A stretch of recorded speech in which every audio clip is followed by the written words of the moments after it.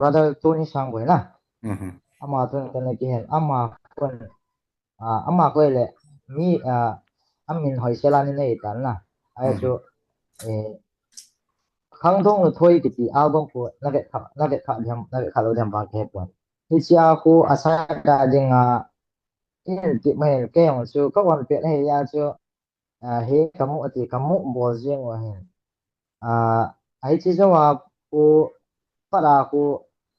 anunga ban chu kit ta lo gari ka ke tol kit le phát hong chen tu cùng gal cái bạn nào cho thiên thiên cái sen lang le duty ka lại ta hi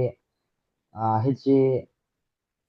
si zo ni tim director ba hon na Mhm. e to ni sang boy ko ma ko ka number an ke la hele ke lo men pathian thil gu long hin tin Mhm. hi cha cho duty ko ma cho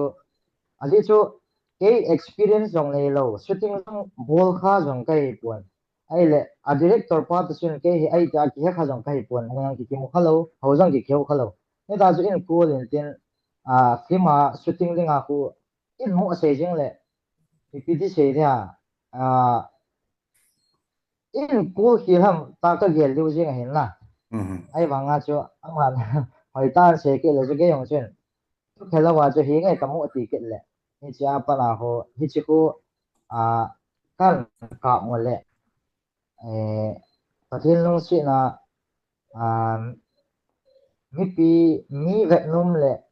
pi di se da mi ngai lu ang ki chang en la ni chia Mhm. pa na chu à project ni aban abana kan kan nei the